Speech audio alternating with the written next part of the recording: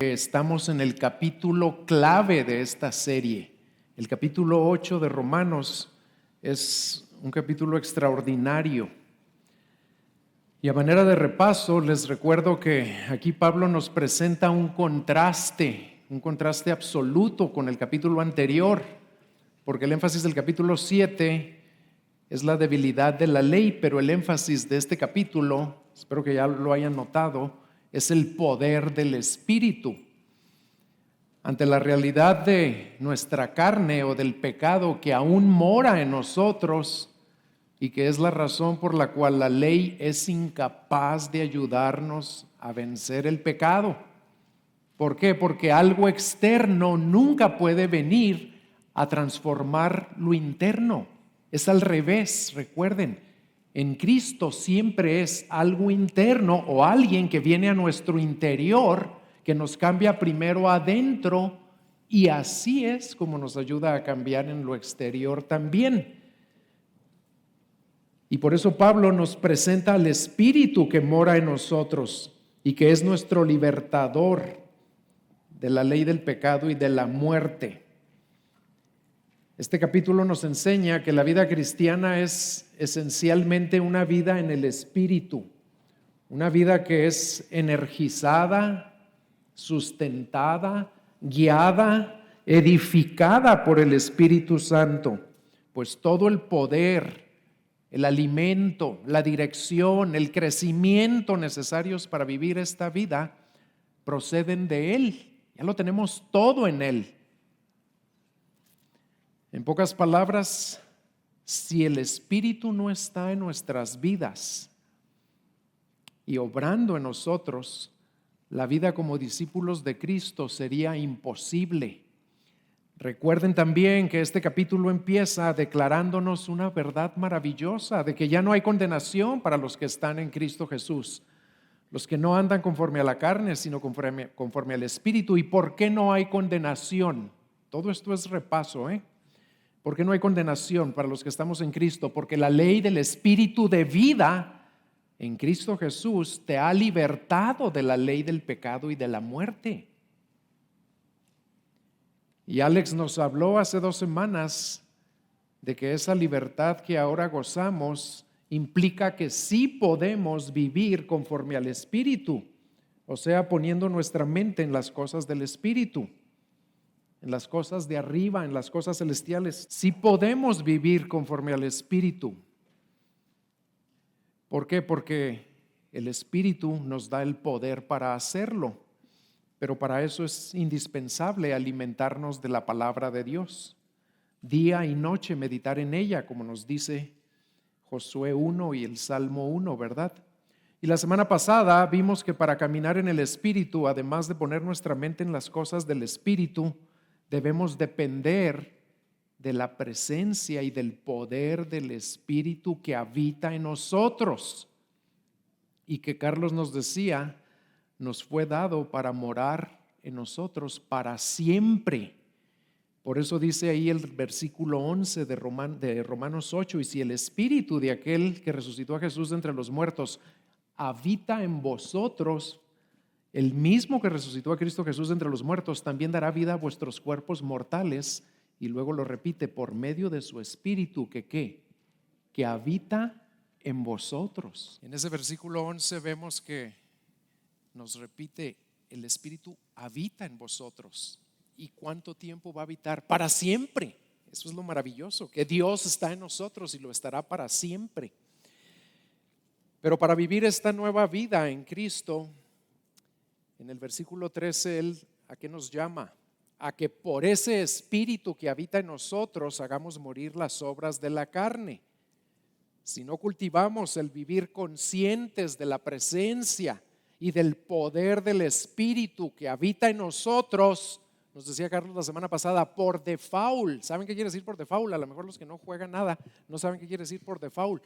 Por default quiere decir automáticamente. Si no estamos conscientes, meditando y agradeciendo y clamando al Espíritu que vive en nosotros, por default o automáticamente nos vamos a dejar llevar por el poder de la carne o del pecado que también habita en nosotros. Y esta mañana veremos que para alentarnos a caminar en el Espíritu, el mismo Espíritu Santo lleva a cabo otra función en nuestras vidas. Y esa función consiste en darnos una seguridad inconmovible de que somos hijos de Dios. Y lo hace mostrándonos 4 evidencias que Él mismo produce en nosotros, 4 evidencias que están siempre presentes en las vidas de todos los verdaderos discípulos. El título de este mensaje es: El Espíritu nos da la certeza de ser hijos de Dios. Y nuestro texto será Romanos 8, 14 al 17, que ya lo leyó Arturo antes de la alabanza, pero lo vamos a leer una vez más. Romanos 8, versículos 14 al 17.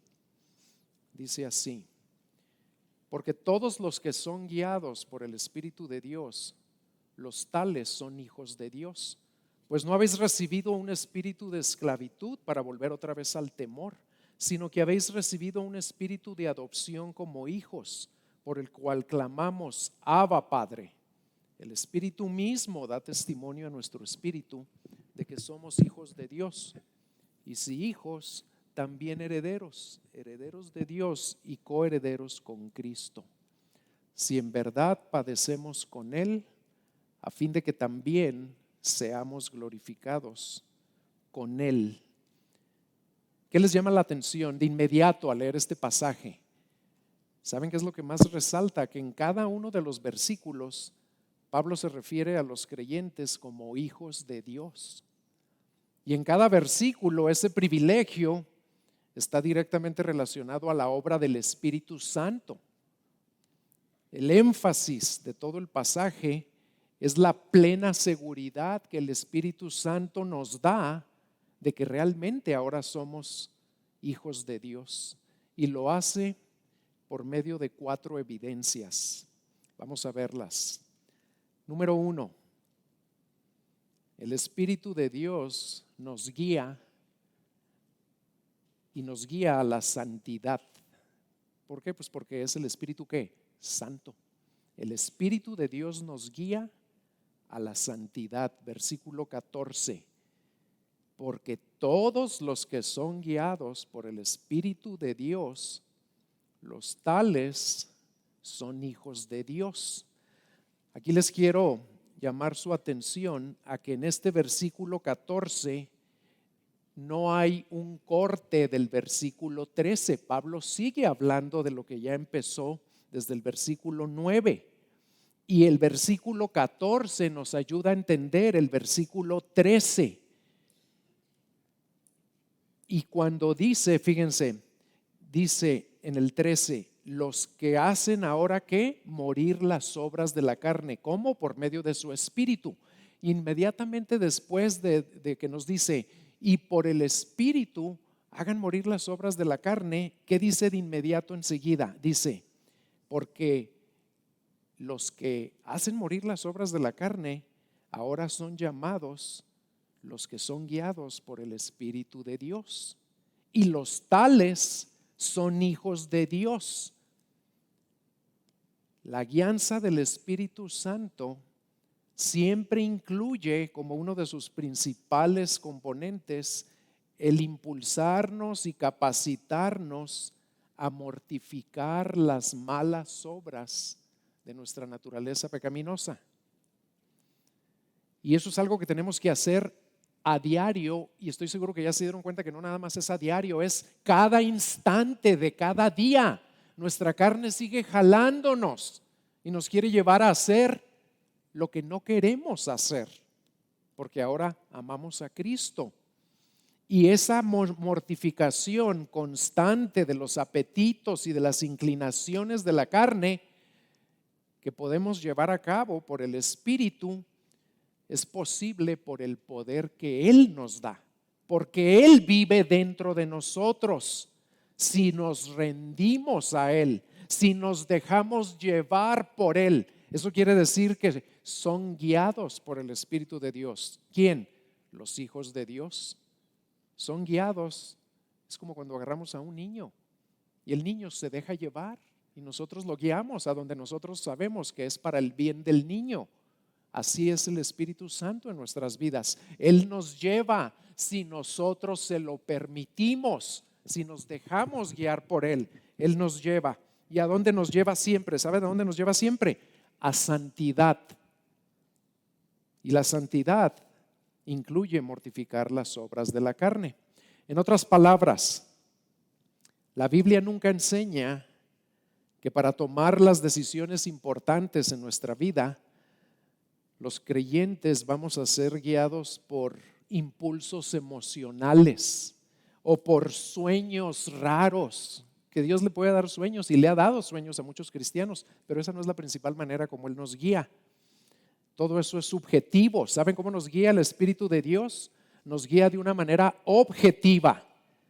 Primordialmente, escuchen esto porque es muy importante, nos guía primordialmente a través de la iluminación y la santificación. ¿Y qué es la iluminación? Se oye medio elegante esa palabra, ¿verdad? Pero es algo muy sencillo. La iluminación es la ayuda divina que nos da el Espíritu para aclararnos y permitirnos entender su palabra. Otra vez, ¿qué es la iluminación? Ayuda divina. ¿Por qué? Porque es el Espíritu el que nos da esa ayuda y el Espíritu es Dios, el Espíritu es divino. ¿Y para qué nos da esa ayuda? Para entender el significado de su palabra y para poderla aplicar, pero aplicarla es la santificación. La santificación también es ayuda divina para obedecer lo que Él mismo nos ayudó a entender. Como que no tiene tanta ciencia entonces, ¿verdad? ¿Cómo nos guía el Espíritu?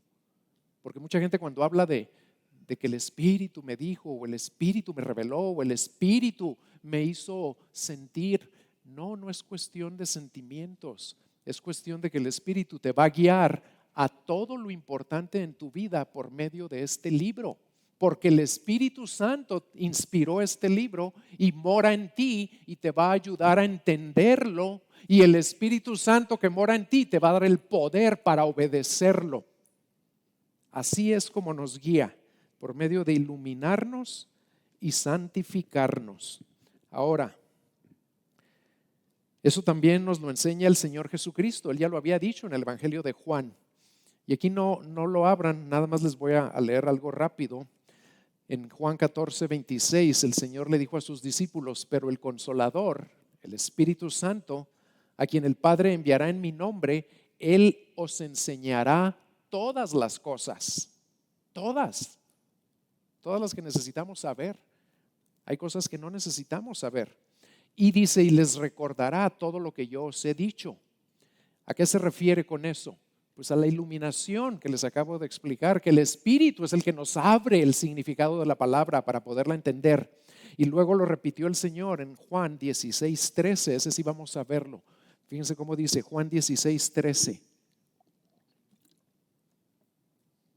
Pero cuando Él, el Espíritu de verdad, venga, os guiará a toda la verdad, porque no hablará por su propia cuenta, sino que hablará todo lo que oiga y os hará saber lo que habrá de venir. Aquí vemos que al Espíritu Santo incluso se le llama el Espíritu de verdad y nos va a guiar siempre a toda la verdad. ¿Y qué quiere decir eso? Pues que nos va a guiar a ser cada vez más semejantes al que es el camino, la verdad y la vida, a nuestro Señor Jesucristo. Y en Juan 17:17 el Señor Jesucristo oró esto por todos nosotros. Dijo: santifícalos en la verdad. Tu palabra es verdad. ¿Cómo nos guía? Por medio de la palabra. ¿Cómo nos ilumina? Por medio de la palabra. ¿Cómo nos santifica? Por medio de la palabra. ¿Cómo va a cambiar tu vida? Por medio de la palabra. ¿Cómo vas a poder caminar y vivir en el Espíritu? Por medio de la palabra, que el Espíritu que vive en ti va a usar para ir transformando tu vida.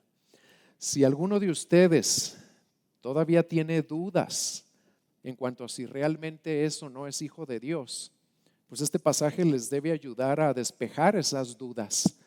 Solo examinen sus vidas y contéstense estas preguntas. ¿Quién o qué está guiando tu vida? ¿Y hacia dónde la está guiando?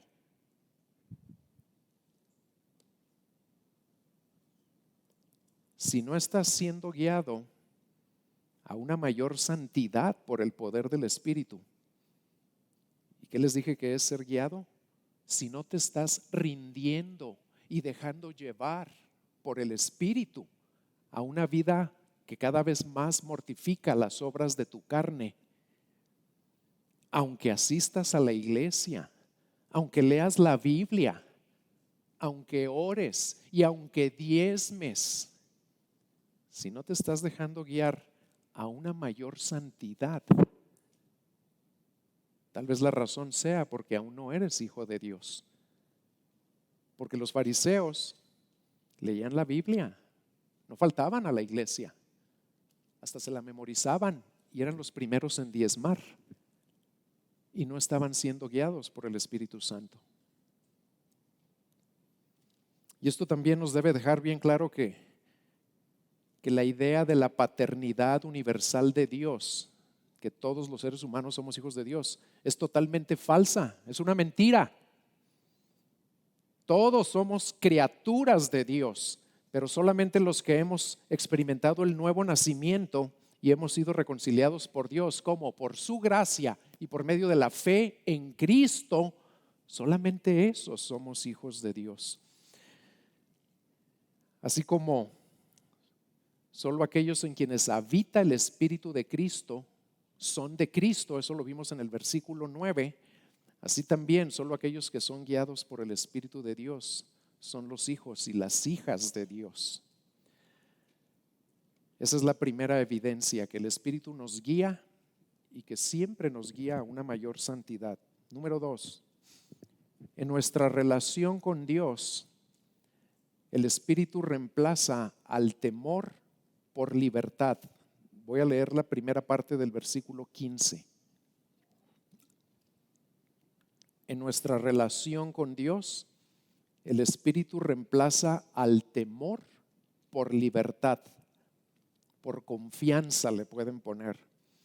Como dice el versículo 15, dice: pues no habéis recibido un espíritu de esclavitud para volver otra vez al temor, sino que habéis recibido un espíritu de adopción como hijos. Esta es la segunda evidencia que caracteriza a los hijos de Dios, que en nuestra relación con Dios, en lugar del temor que nos tenía esclavizados antes de entregarle nuestra vida a Cristo, ahora existe una plena, absoluta, total confianza y libertad que produce, ¿quién creen? El Espíritu Santo. Por lo general, y por causa del pecado que ellos saben que hay en sus vidas, los que no han nacido de nuevo viven esclavizados al temor a la muerte. ¿Por qué? Pues porque no se han entregado en fe y en arrepentimiento al único que ha vencido la muerte. En Hebreos 2, 14 y 15 dice: así que por cuanto los hijos participan de carne y sangre, Él, o sea Cristo, igualmente participó de lo mismo, para anular mediante la muerte el poder de aquel que tenía el poder de la muerte, es decir, el diablo, y librar a los que por el temor a la muerte estaban sujetos a esclavitud durante toda la vida.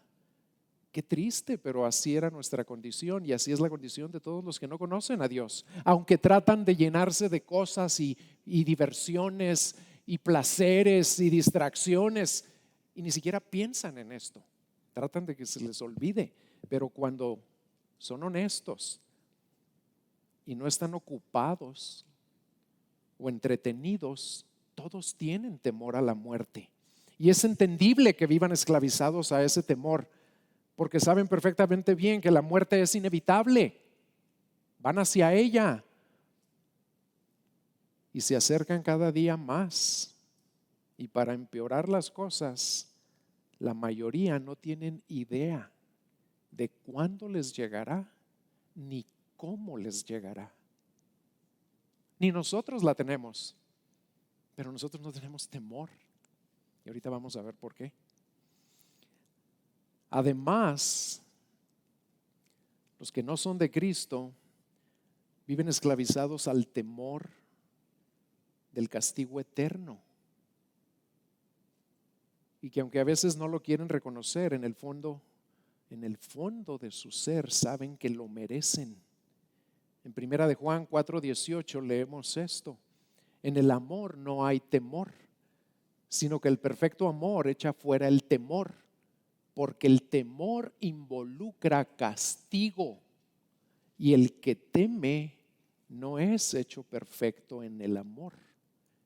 El problema es que ellos no conocen al único que los puede amar con perfecto amor, y nosotros sí lo conocemos. Por eso no le tememos a la muerte. Hemos sido libertados de la esclavitud, del temor a la muerte o al castigo eterno o a Dios como juez. Dios nos va a juzgar, pero no para condenarnos, porque ya no hay condenación para los que están en Cristo Jesús. ¿Para qué creen que nos va a juzgar? Para premiarnos por las obras que ya hemos hecho aquí, y que su mismo Espíritu fue el que nos hizo capaces de hacerlas. Ni siquiera es mérito nuestro. Y no tememos porque se nos ha concedido un espíritu de adopción como hijos. Carlos va a hablar un poco más a fondo de esto la semana que entra, pero esto se refiere primordialmente a una conciencia que el Espíritu Santo produce en nosotros de la gloriosa realidad de que ahora somos hijos de Dios, y por lo tanto podemos venir delante de Él sin temor, sin reservas, sin dudas, porque Él es nuestro Padre y nos ama. Hablando del temor a la muerte, les voy a compartir un testimonio breve que nos compartió Sandra Mejía, que aquí está presente. Su padrastro acaba de morir hace unos días, y su padrastro no era cristiano, no fue cristiano durante toda la vida, pero los últimos meses Sandra invitó a su líder de grupo de casa, a Tomás y a Leti Rivera, a que fueran a hablarle de Cristo porque le dio cáncer. Y Tomás y Leti fueron y hablaron con él, y él se arrepintió y creyó y se entregó a Cristo. Y el cáncer era tan terrible que hasta dejó de hablar, ya no podía hablar, y así estuvo los últimos meses. Y Sandra seguía yendo a reforzar lo que se le había predicado, a aclararle dudas, a reafirmarle el amor y la gracia y el poder de Cristo. Y él no podía hablar, pero unos días antes de su muerte, de repente empezó a hablar. ¿Y saben qué decía? Y lo decía cuando había gente con él, y ellos lo pudieron testificar. Míralos, ahí vienen con los que me voy a ir. Y no lo decía con miedo, ni con angustia, ni con ansiedad. Lo decía con gozo y con expectación y con ganas de irse. ¿Por qué? Porque ya era hijo de Dios. Porque para los hijos de Dios ya no hay temor, porque estamos en Cristo y Cristo venció a la muerte. Y ahorita acabo de hablar con Carlita Muñoz de Fonseca, que también acaba de fallecer su mamá. Y lo mismo le dije: ¿cómo falleció? En absoluta paz y serenidad. ¿Por qué fallecen así los hijos de Dios? Pues porque ha sido vencida la muerte por Cristo, y nosotros ahora somos de Cristo. Gloria a su nombre por su bondad, ¿verdad? Ahora, esto también nos ayuda a vencer otro temor muy común entre algunos creyentes. A lo mejor ustedes no tienen temor a la muerte o temor al juicio eterno, el castigo eterno, pero ¿saben a qué sí le tienen temor? Muchos hijos de Dios le tienen temor al fracaso, a intentar de nuevo vencer al pecado, a intentar de nuevo mortificar la carne. Le tienen temor incluso a pedirle a Dios otra vez que les ayude, porque piensan: de seguro voy a volver a caer. ¿Para qué le pido?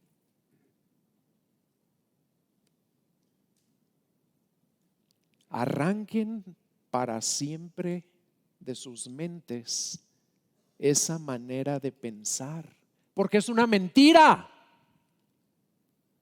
Para los creyentes, la libertad que ahora tenemos en Cristo y por Cristo nos da el denuedo para acercarnos a Dios como nuestro Padre, sabiendo que Él nos sigue amando, no importa qué tanto le hayamos fallado.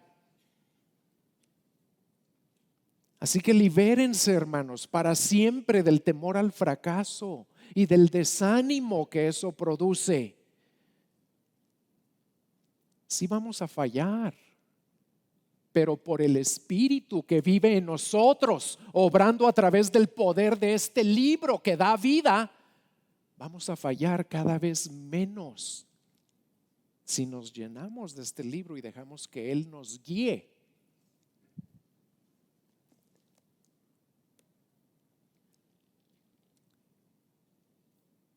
Y aunque ya no somos esclavos de esos temores, ¿saben ahora de quién somos esclavos?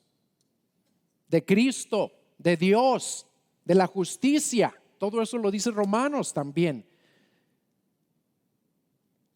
Pero en lugar de ser incompatibles con la libertad,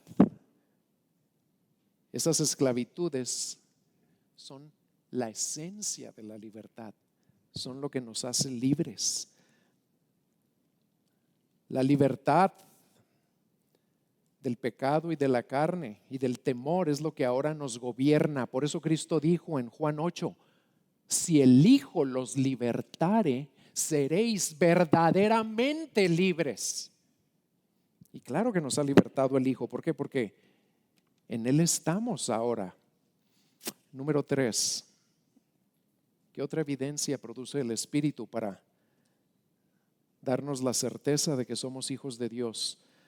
Número 3, en nuestra comunión con Dios, el Espíritu nos impulsa a llamarle Padre, Abba Padre. Pongan la palabra Abba, es muy importante. Testificando a nuestro espíritu que somos sus hijos. En nuestra comunión con Dios, el Espíritu nos impulsa a llamarlo Abba, Padre, y testifica a nuestro espíritu de que somos hijos de Dios. El Espíritu en el versículo 15 y 16, la última parte del 15 y 16, nos lleva a clamar a Dios usando una palabra que denota profunda intimidad y ternura. Y al hacerlo, el Espíritu testifica a nuestro espíritu que en verdad somos ahora hijos de Dios. Vean cómo dice al final del 15, sino que habéis recibido un espíritu de adopción como hijos, por el cual clamamos, Abba, Padre. El Espíritu mismo da testimonio a nuestro espíritu de que somos hijos de Dios.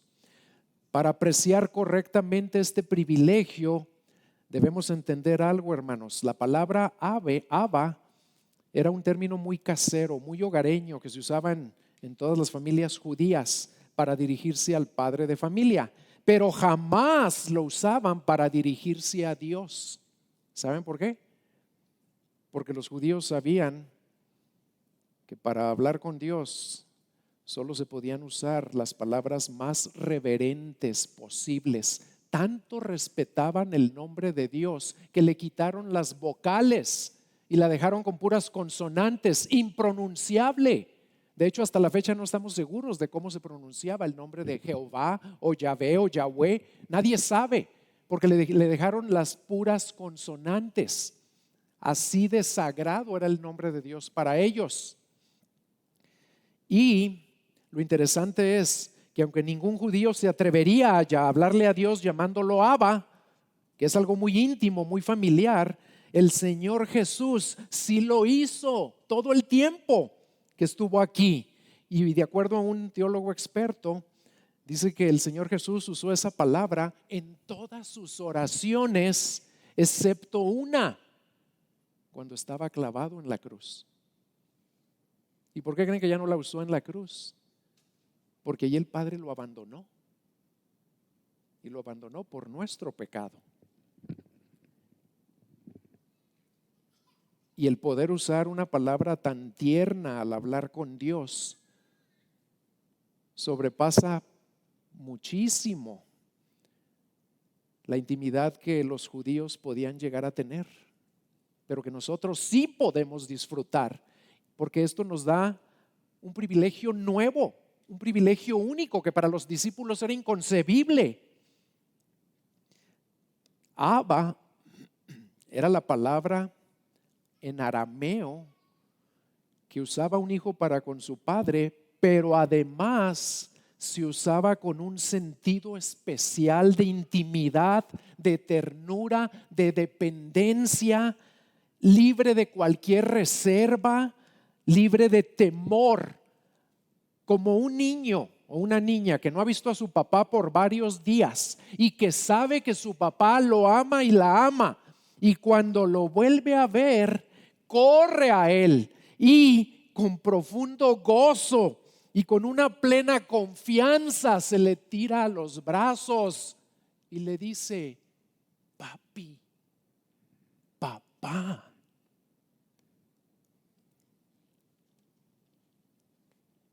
Tal vez esta sea una de las más grandes alegrías que Dios nos concede como padres en esta tierra,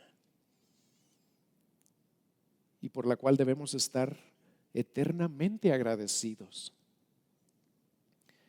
Mientras estudiaba esto, me puse a reflexionar a fondo, ¿verdad?, sobre el privilegio, el enorme privilegio que se nos ha concedido en Cristo, de tener un Padre perfecto, glorioso, amoroso, majestuoso, todopoderoso, a quien me puedo acercar y a quien le puedo hablar como mi hija lo hace conmigo. Si a mí, que soy imperfecto y pecador y que no la amo con amor perfecto, si a mí mi hija se me acerca y no me llama padre formalmente, se me acerca porque sabe que la amo y me dice papi, y me causa un gozo que no lo puedo explicar. Imagínense el gozo que le causamos al que sí nos ama con amor perfecto, que nunca nos rechaza, que nos lava con una sangre pura y que ya nos adoptó en su familia para siempre. Cada vez que nos acercamos con confianza y con gratitud y con fe y le decimos: papi, papá Dios, te amo. Y Él anhela que todos sus hijos e hijas lo hagan todo el tiempo, en todo momento y en toda circunstancia.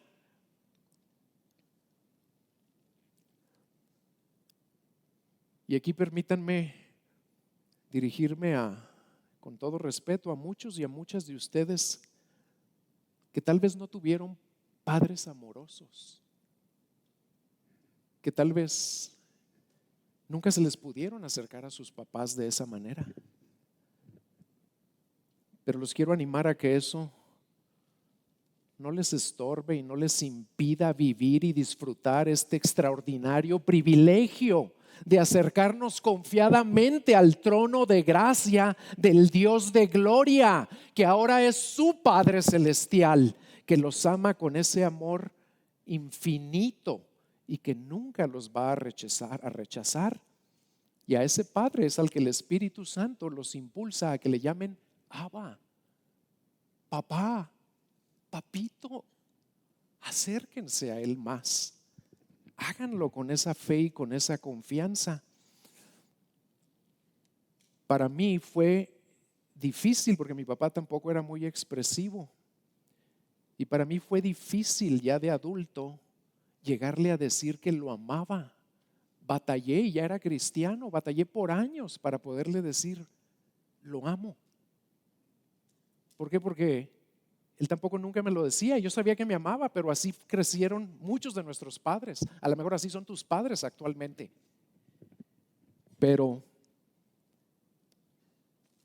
por la gracia de Cristo, a mi Padre Celestial y a mi hija, sí se los digo. a diario. Y lo más maravilloso es que Él también me lo dice de múltiples maneras y me lo demuestra cada día y cada minuto de mi existencia, porque su Espíritu es el que derramó el amor de Dios en nuestros corazones. Este privilegio, hermanos, es mucho mayor de lo que nos imaginamos, porque además de que por el Espíritu le podemos clamar Abba, poniendo en nuestros labios las mismas palabras que el Señor Jesús usaba. Cuando lo hacemos, el Espíritu mismo da testimonio a nuestro espíritu de que somos hijos de Dios. Y es un privilegio inconcebible. Por eso Juan, no lo abran, en primera de Juan 3:1, dice: mirad cuán amor nos ha dado el Padre, que seamos llamados los hijos de Dios. Porque eso somos ahora. Y nos da testimonio en lo más profundo de nuestro ser. El Espíritu de Dios nos da testimonio de que realmente somos sus hijos y por eso le decimos papá. Pero ¿cómo creen que nos da ese testimonio? Debemos tenerlo claro para no dejarnos llevar por cuestiones subjetivas o sentimentales o emocionales. ¿Saben cómo da testimonio a nuestro espíritu de que somos hijos de Dios? No lo hace por medio de experiencias místicas, sino lo hace por el fruto que Él mismo produce en tu vida. ¿Y cuál es ese fruto? Gálatas capítulo 5. Amor, gozo, paz, paciencia, bondad, fe, mansedumbre, dominio propio. Y no nada más lo hace por medio del fruto. ¿Saben cómo nos da testimonio de que somos sus hijos? Por el poder que Él nos da para obedecer a Cristo y dar ese fruto en nuestras vidas. Lo importante aquí es notar que hay dos testigos. Y en el Antiguo Testamento Dios estableció que para que un testimonio fuera válido siempre se requerían dos testigos.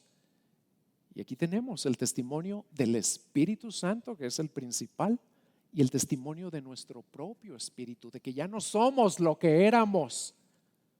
No somos perfectos, pero ahora somos sus hijos y lo amamos porque Él nos amó primero. Número 4.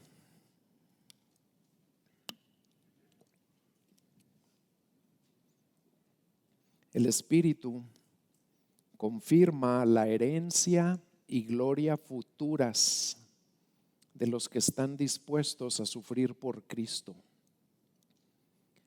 El Espíritu confirma la herencia y gloria futuras de los que están dispuestos a sufrir por Cristo. Tener al Espíritu morando en nosotros es algo tan grandioso, hermanos, que no lo vamos a alcanzar a comprender en toda su plenitud hasta que seamos glorificados. Y vean por qué. El Espíritu es el que nos regeneró, nos hizo nacer de nuevo para llevarnos a la salvación en Cristo. El Espíritu es el que derramó el amor de Dios en nuestros corazones. El Espíritu es el que nos liberó de la ley del pecado y de la muerte. El Espíritu es quien nos da el poder para mortificar las obras de la carne. El Espíritu es quien nos guía, nos ilumina, nos santifica. Es quien nos libera de todo temor en nuestra relación con Dios. Es quien nos impulsa a llamar a Dios papá y nos lleva a una íntima comunión con Él. Y el Espíritu testifica a nuestro espíritu que somos sus hijos. Y además de todo eso, el Espíritu nos asegura que somos herederos de Dios y coherederos con Cristo. En el versículo 17 dice: y si hijos, también herederos, herederos de Dios y coherederos con Cristo, si en verdad padecemos con Él, a fin de que también seamos glorificados con Él. Segunda de Corintios 1, 21 y 22 ahonda en este tema y declara así: ahora bien, escuchen, ahora bien, el que nos confirma con vosotros en Cristo, dice Pablo, y el que nos ungió es Dios, quien también nos selló y nos dio el Espíritu en nuestro corazón como garantía. Y una vez más en Efesios 1, 13 y 14, está precioso este versículo. Efesios 1, 13 y 14. Ahí Dios nos reafirma lo mismo y en mayor detalle. Y dice: en Él, o sea, en Cristo, también ustedes, después de escuchar el mensaje de la verdad, el evangelio de vuestra salvación, y habiendo creído, fuisteis sellados en Él con el Espíritu Santo de la promesa, que nos es dado como garantía de nuestra herencia, con miras a la redención de la posesión adquirida de Dios para alabanza de su gloria. Es por la obra del Espíritu Santo en nosotros, hermanos, que podemos estar completamente seguros, no solo de que somos hijos de Dios, sino de que somos herederos de Dios y coherederos con Cristo. Y es por el Espíritu que debemos tener la absoluta certeza de que recibiremos esa herencia que nos ha sido prometida. ¿Saben por qué? Porque el Espíritu Santo es el que la garantiza. Él es la garantía de esa herencia. ¿Y cómo será esa herencia? Para darles una probadita, Primera de Pedro 1, 3 y 4 nos dice cómo es esa herencia. Bendito sea el Dios y Padre de nuestro Señor Jesucristo, quien según su gran misericordia nos ha hecho nacer de nuevo a una esperanza viva.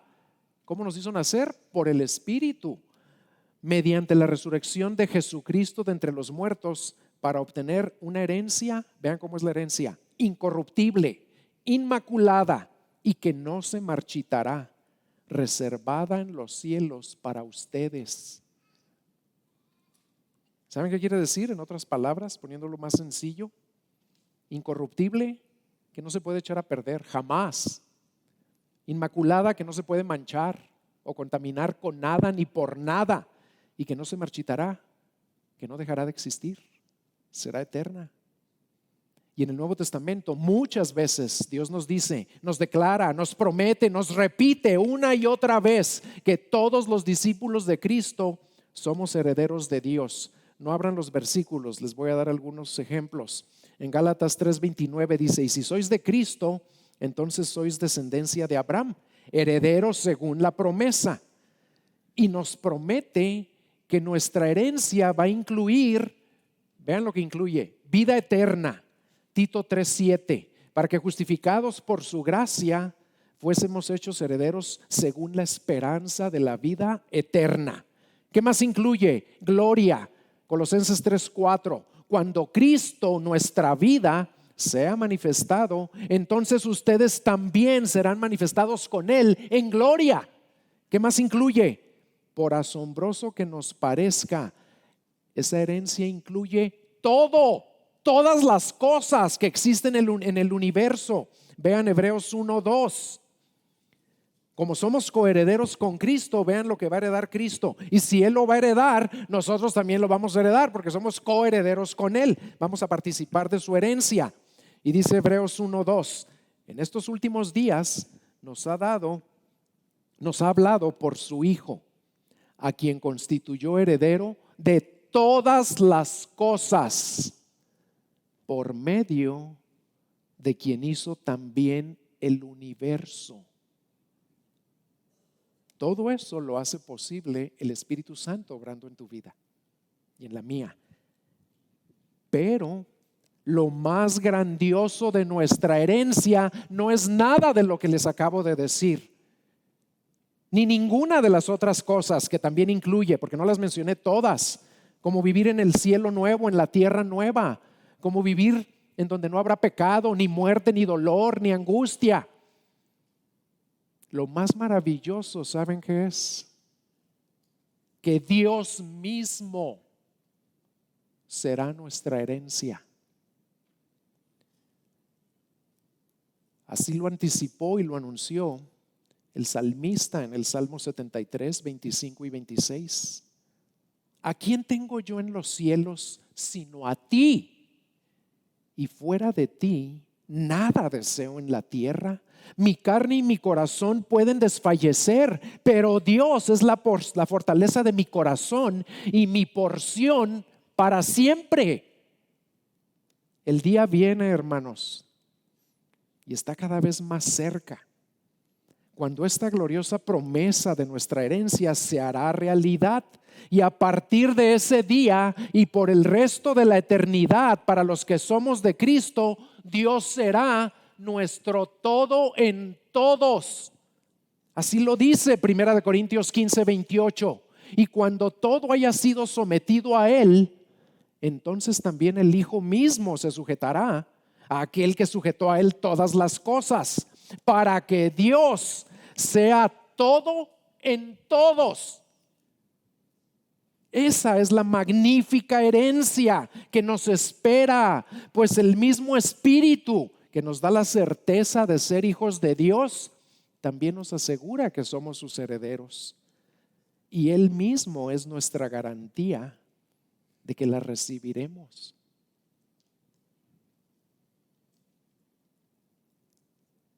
Nomás con meditar en estas cosas, si las creemos, vamos a ser motivados, alentados, habilitados, o como se usa ahora, empoderados para anhelar más las cosas del Espíritu, para estar pensando más en las cosas eternas y para olvidarnos de las bagatelas que nos ofrece este mundo caído y podrido.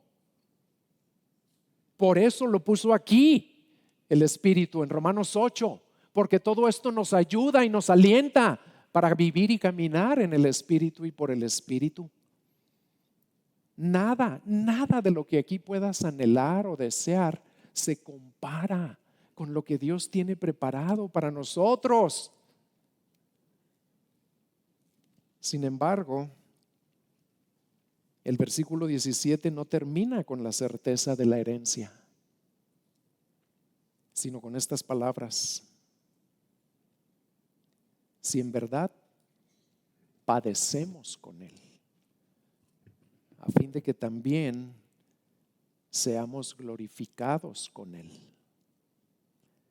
La Escritura, hermanos, siempre enfatiza el principio de que el sufrimiento es la senda que conduce a la gloria. Quisiéramos que fuera diferente. A mí tampoco me gusta leer esto, pero lo voy a repetir: el sufrimiento es la senda que conduce a la gloria.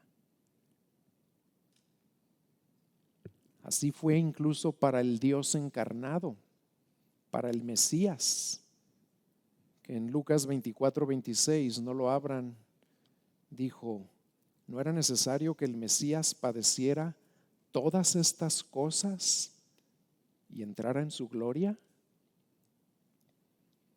Y si así fue para el Mesías, así es también para la comunidad del Mesías, o para el cuerpo del Mesías, que son ustedes y yo.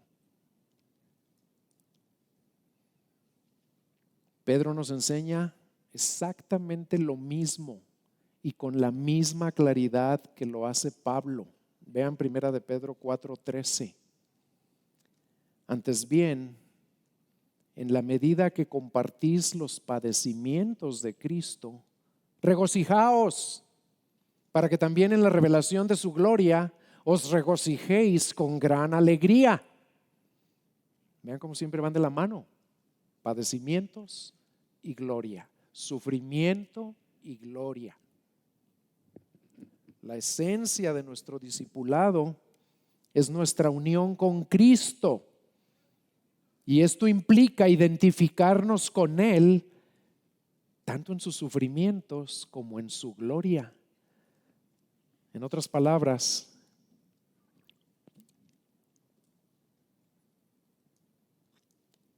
debemos estar siempre dispuestos a sufrir por ser verdaderos discípulos o seguidores de Cristo. Y no importa cuál sea el sufrimiento. A lo mejor para algunos va a ser solo burlas. Y que aquí entre nosotros no hay mucho, realmente, no sé en su trabajo o en su escuela. A lo mejor para otros el sufrimiento va a ser desprecio, perder amigos, injusticias en su trabajo porque no quiere hacer las tranzas que el jefe le dice y nunca lo promueven. A lo mejor para otros va a ser algún tipo de pérdida económica por ser honesto y no dar mordidas. Y a lo mejor para otros va a ser persecución física.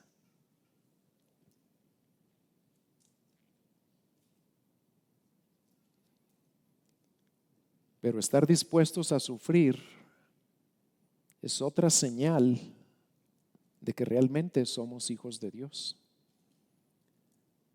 Les voy a presentar a un joven que está sentado aquí, se llama Peter.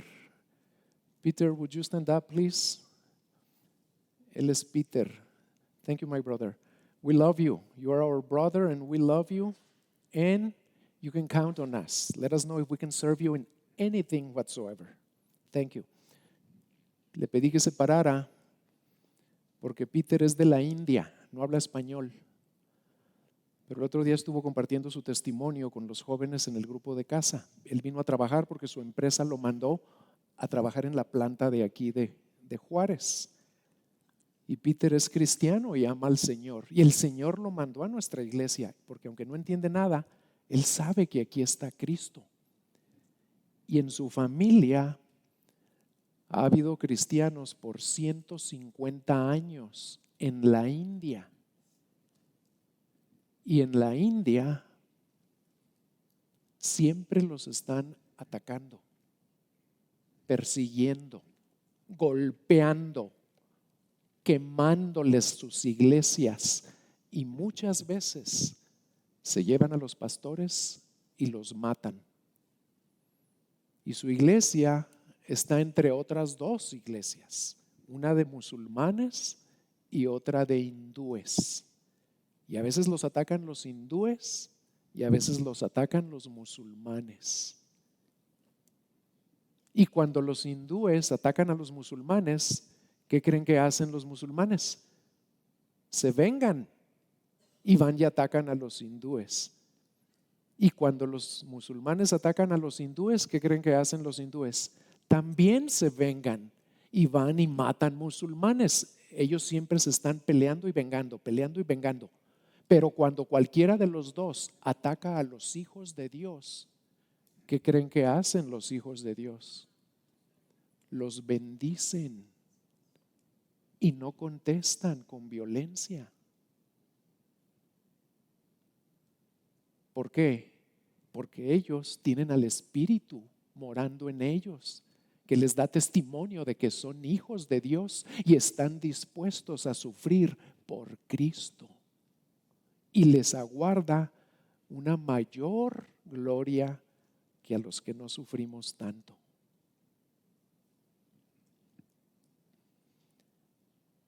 Acérquense con Peter, pero con alguien que hable inglés, y pídanle que les platique lo que aún sufren. Y si aún lo sufre él, no me quiero ni imaginar cómo lo sufrió su abuelo cuando se entregó a Cristo hace 150 años.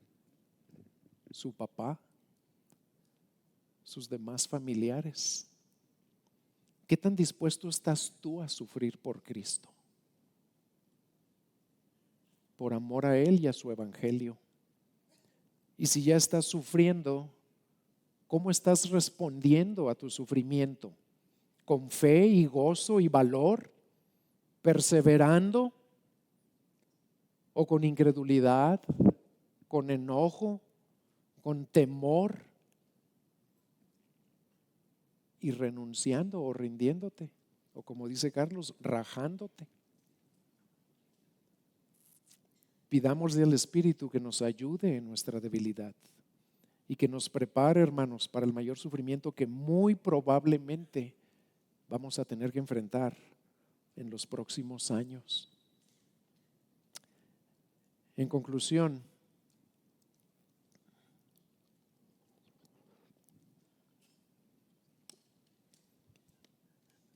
estamos llegando a la mitad de este crucial capítulo 8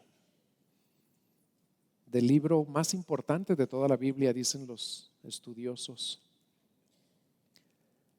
Y es útil recapitular las múltiples maneras en las que el Espíritu Santo ministra a nuestras vidas para hacer posible que caminemos en el Espíritu y no en la carne.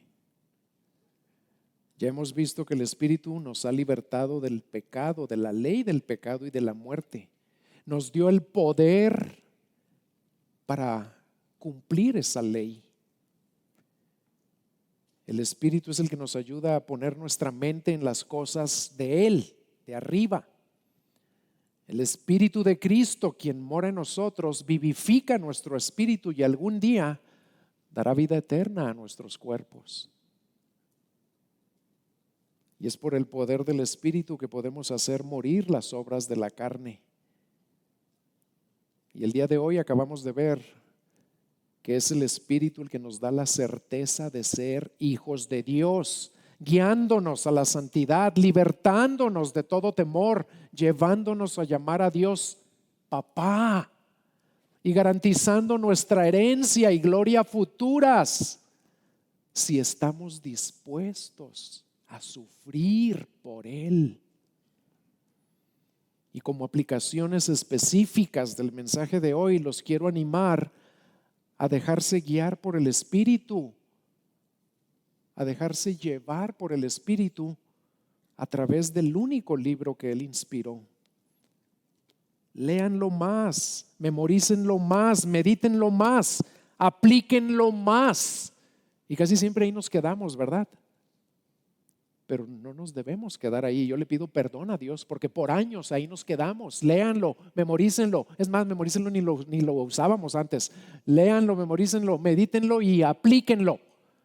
No, compártanlo más para que otros también sean libres del temor a la muerte y vengan a Cristo y el Espíritu venga a habitar en ellos y puedan recibir el testimonio de que ahora son hijos de Dios. Una segunda aplicación: en su tiempo de comunión con Dios, acérquense a Él libres de todo temor, incluyendo el temor a sus fracasos, y diríjanse a Él usando el término más íntimo, más tierno que nos ha sido dado: papá, Abba. Y úsenlo con la absoluta certeza de que Él nos escucha con gozo, porque somos sus hijos. Y en tercer lugar, hermanos, si les es necesario sufrir por Cristo, háganlo con gozo y fe, meditando en la gloria de la herencia futura y segura que recibiremos, porque somos sus herederos. Al hacer estas cosas por el poder del Espíritu que mora en nosotros, estaremos caminando en el Espíritu. Y para terminar, cierren sus ojos. Quiero hablarles a los que todavía le tienen temor a la muerte, a los que todavía saben perfectamente bien que merecen el castigo eterno, a los que no tienen al Espíritu morando dentro de ellos, a los que no le pueden decir a Dios papá, y que no esperan ninguna herencia gloriosa.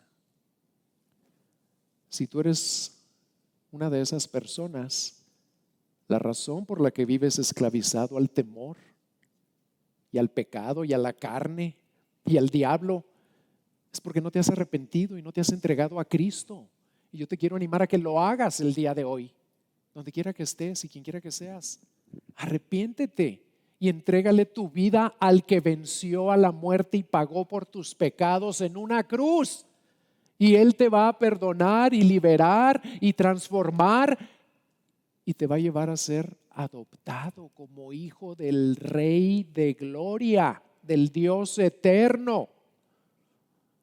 Si no sabes cómo hacerlo, pasa aquí al frente con nosotros al final del servicio y será nuestro privilegio el decirte cómo lo hagas. Vamos a ponernos de pie.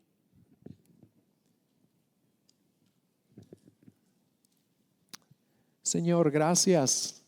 Gracias por hablarnos de una manera tan clara por medio de tu palabra, que tu Espíritu que habita en nosotros inspiró y nos dejó para saber lo que ahora somos y podemos hacer por el poder que Él nos da. Gracias, que podemos ser guiados por Él para mortificar la carne y crecer en santidad. Gracias, Señor, que podemos acercarnos a ti con absoluta libertad de todo temor, con absoluta intimidad y ternura y decirte papá, porque tú nos adoptaste. Gracias, porque nos has prometido una herencia que no alcanzamos ni a imaginarnos. Y gracias porque aún si es necesario que suframos por ti, tu Espíritu sigue habitando en nosotros y dándonos la gracia necesaria para enfrentar ese sufrimiento de una manera que te honre a ti, Padre, por amor a Cristo. Gracias por todo eso, Señor. Ayúdanos ahora a meditar en esto, creerlo, aplicarlo y compartirlo. Y a ir a nuestro grupo de casa para dar testimonio de lo que tú estás haciendo y sigues haciendo en nuestras vidas, para seguir siendo transformados a la imagen de tu Hijo Jesucristo. En su nombre te pedimos todas estas cosas. Y tu pueblo responde, amén.